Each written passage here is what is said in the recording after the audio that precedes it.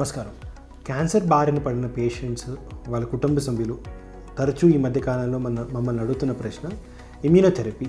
అసలు ఇమ్యూనోథెరపీ అంటే ఏంటి, ఇమ్యూనోథెరపీ ఎలాంటి పేషెంట్స్లో చేస్తాము, అసలు ఇమ్యూనోథెరపీ ఎలా పనిచేస్తుంది, ఇవాళ రోజున ఈ వీడియోలో మనం దీని గురించి తెలుసుకుందాం. నమస్కారం, నా పేరు doctor Deepak Koppaka, consultant medical oncologist, kaizen haematology oncology network, care hospitals, Hyderabad.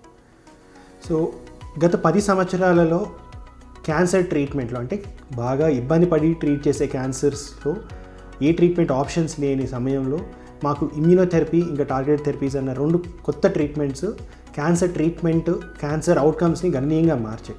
అసలు ఏంటి ఈ ట్రీట్మెంట్స్, అసలు ఇమ్యూనోథెరపీ అంటే ఏంటి అనేది మనం తెలుసుకుందాం. బాడీలో ఇమ్యూనిటీ అనే ఒక రక్షణ వ్యవస్థ ఉంటుంది. అసలు ఈ రక్షణ వ్యవస్థలో ఏమేమి ఉంటాయి అంటే B cells, T cells, neutrophils, natural killer cells, macrophages లాంటి కణాలు ఉంటాయి. వీటి ఫంక్షన్ ఏంటి అంటే, ఈ కణాలు ఏం చేస్తాయి అంటే బాడీలో ఇన్ఫెక్షన్స్ రాకుండా ఆర్ ఇన్ఫెక్షన్స్ ఏమైనా వస్తే వాటితో పోరాడే శక్తి బాడీకి ఇస్తాయి. ఇదే కాకుండా బాడీలో లిమిట్ దాటి పెరుగుతున్న కణాలు ఆర్ అబ్నార్మల్గా పనిచేస్తున్న కణాల మీద ఈ ఇమ్యూన్ సెల్స్ యాక్టివ్గా అయ్యి ఈ కణాలని చంపడం జరుగుతుందన్నమాట. దీనివల్ల ఏమవుతుందంటే కొన్ని కణాలు ఒక లిమిట్ దాటి పెరగటం కనుక ఈ కణాలు గుర్తిస్తే, అంటే ఇమ్యూన్ సిస్టమ్ దీన్ని కనుక గుర్తిస్తే దీన్ని చంపేయటం జరుగుతుంది. అంటే క్యాన్సర్ మొదటి దశలో ఆర్ క్యాన్సర్ ఇంకా మొదలవుతుంది అన్న టైంలో కణాలు మార్పు ఏదైతే జరుగుతుందో, కణాల డివిజన్ ఏదైతే జరుగుతుందో, ఇది ఇమ్యూన్ సిస్టమ్ దీన్ని గ్రహించి ఈ కణాలని డివైడ్ కాకుండా వీటిని ముందే చంపేయటం తరచూ చూస్తూ ఉంటాం. దీనివల్లే చాలా వరకు, అంటే ప్రపంచంలో ఇంత జనాభా ఉన్న క్యాన్సర్ రాకుండా వీళ్ళందరినీ కాపాడుతుంది బాడీ ఇమ్యూన్ సిస్టమ్. కానీ దురదృష్టవశాత్తు కొంతమంది పేషెంట్స్లో ఈ క్యాన్సర్ కణాలు ఒక స్టేజ్ దాటి పెరిగే కొద్దీ ఈ ఇమ్యూన్ సిస్టమ్ని డాంపన్ చేయడం, అంటే ఇమ్యూన్ సిస్టమ్ ఫంక్షనాలిటీని తగ్గించడం చేస్తాయి అన్నమాట. వీటికి రకరకాల మెకానిజమ్స్ ఉంటాయి. ఒక రకంగా మోస్ట్ యాక్టివ్ ఇమ్యూన్ సెల్, అంటే అన్నిటికన్నా ఇలా అబ్నార్మల్ కణాలని గుర్తించే ఇమ్యూన్ సెల్ పేరు టీ సెల్. ఈ క్యాన్సర్ కణాలు ఈ టీ సెల్స్ని పని చేయకుండా దాని యాక్టివిటీని తగ్గించేయడం చేస్తూ ఉంటుందన్నమాట. ఇది ఎలా సాధ్యం అంటే PD1, PDL1 యాక్సిస్ అన్నది ఈ టీ సెల్స్తో స్టిమ్యులేట్ చేసి టీ సెల్స్ క్యాన్సర్ని గుర్తించలేకుండా, టీ సెల్స్ క్యాన్సర్ కణాలని గుర్తించినా వాటిని చంపనీయకుండా కాపాడుకుంటుంది. ఇదే కాకుండా CTLA4 యాక్టివేషన్, ఇలా రకరకాల పాత్వేస్ని ఈ క్యాన్సర్ సెల్స్ వాడుకుంటూ ఇమ్యూన్ సిస్టమ్ని తగ్గిస్తాయి. ఇప్పుడు ఇమ్యూనోథెరపీ అన్నది కనుక్కున్న తర్వాత ఏం చేశారంటే, ఈ ఏదైతే యాక్టివేషన్ క్యాన్సర్ సెల్స్ వాడుకొని ఇమ్యూన్ సెల్స్ని సబ్సైడ్ చేస్తుందో, పనిచేయకుండా చేస్తాయో, ఈ ఇమ్యూనోథెరపీ ఏం చేస్తుందంటే బాడీకి తిరిగి ఈ టీ సెల్స్ని యాక్టివేట్ చేసిస్తుంది. ఈ టీ సెల్స్ ఇప్పుడు క్యాన్సర్తో పోరాడి క్యాన్సర్ని తగ్గిస్తుంది అన్నమాట. ఇది ఎంత బాగా పనిచేస్తుంది అంటే, కొంతమంది పేషెంట్స్లో ఇమ్యూన్ సిస్టమ్ బాగా యాక్టివేట్ అయిపోయి బాడీలో ఎక్కడ క్యాన్సర్ ఉన్నా, అంటే తల నుంచి కాలు వరకు ఎక్కడ క్యాన్సర్ పాకున్నా ఈ టీ సెల్స్ వెళ్ళి క్యాన్సర్ని చంపడం జరుగుతుంది. మళ్ళీ బాడీలో తిరిగి క్యాన్సర్ రాకుండా ఈ టీ సెల్స్ చేస్తాయి అన్నమాట. ఎలాంటి పేషెంట్స్లో ఇమ్యూనోథెరపీ వాడతాం?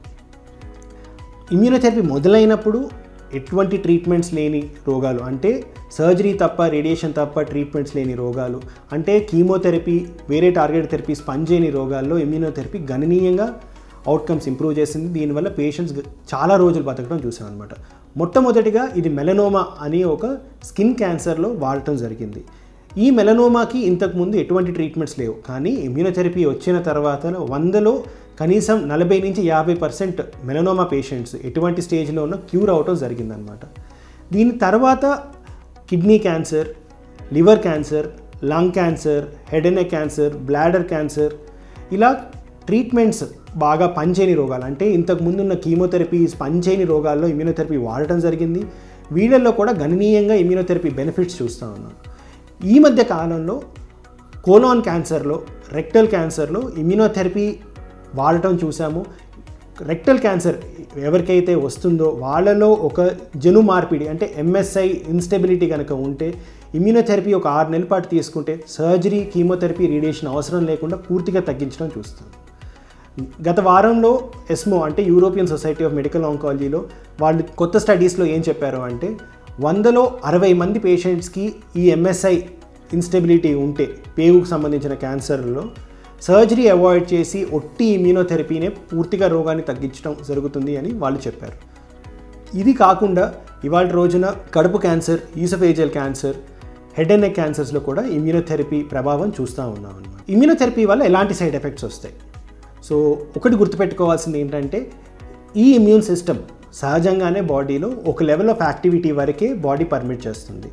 ఈ ఇమ్యూన్ సిస్టమ్ కనుక ఓవర్ ఎంతూజియాస్టిక్ అయిపోయి ఇంకా ఎక్కువ కనుక పనిచేస్తే బాడీలో ఆటో ఇమ్యూన్ డిజార్డర్స్ అన్నీ వస్తూ ఉంటాయి అన్నమాట. ఇమ్యూనోథెరపీలో కూడా ఈ ఆటో ఇమ్యూన్ డిజార్డర్స్ సంబంధించిన సైడ్ ఎఫెక్ట్సే చూస్తూ ఉంటాం. అంటే పరిమితిని మించి ఇమ్యూన్ సెల్ యాక్టివేషన్ కనుక జరిగితే అవి ట్యూమర్ని చంపడమే కాకుండా బాడీలో వేరే ఆర్గన్స్ని కూడా ఎఫెక్ట్ చేసే అవకాశం ఉంది. ఈ మోస్ట్ కామన్గా ఈ ఆటో ఇమ్యూన్ మేనిఫెస్టేషన్స్ అంటే ఈ బాడీ ఇమ్యూనిటీ ఒక లెవెల్ దాటి ఏ ఆర్గన్స్ని ఎఫెక్ట్ చేస్తుందంటే థైరాయిడ్, స్కిన్, కోలాన్, ఊపిరితిత్తులు ఇలా రకరకాల ఆర్గన్స్ని ఎఫెక్ట్ చేసే అవకాశం ఉంది. And A organ immune system పరిమితిని దాటి ఉండదు. సో బాడీలో ఏ ఆర్గన్ అయినా ఇమ్యూన్ సిస్టమ్ ఎఫెక్ట్ చేయగలుగుతుంది. సో కానీ మనం గుర్తుపెట్టుకోవాల్సింది ఏంటి అంటే ఎవరికైతే ఇమ్యూన్ రిలేటెడ్ అడ్వర్స్ ఈవెంట్స్ కనుక వస్తాయో వాళ్ళలో ఆల్రెడీ ఇమ్యూన్ సిస్టమ్ యాక్టివేషన్ జరిగింది అని మనకు తెలుస్తుంది, ఎందుకంటే సైడ్ ఎఫెక్ట్స్ కూడా వస్తున్నాయి కాబట్టి. వీళ్ళలో క్యాన్సర్ కంట్రోల్ కూడా చాలా బాగుండటం మనం చూస్తూ ఉంటాం అన్నమాట.